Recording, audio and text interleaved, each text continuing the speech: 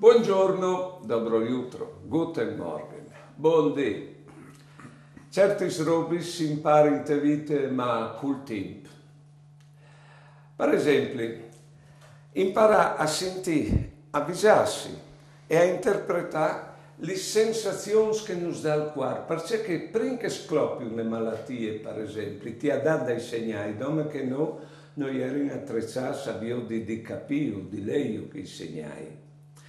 Un'altra roba che si impara a te vite, plan plan, è che di non fa caso a ciò che dicono che altri e credi sempre più a ciò che pensi no di noi stessi.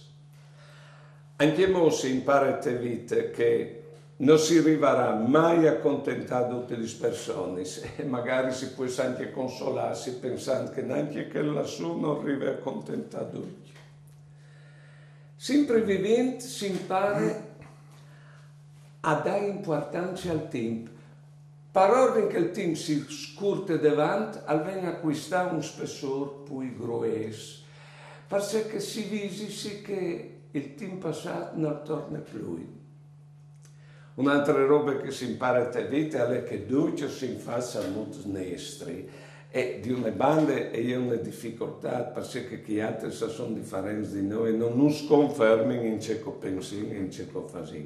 Ma di che altre bande ognuno si fa differente di noi, ognuno ha alce dinus o danus che nessun altro ha pues dinus o danus. Buone giornate e buone vite.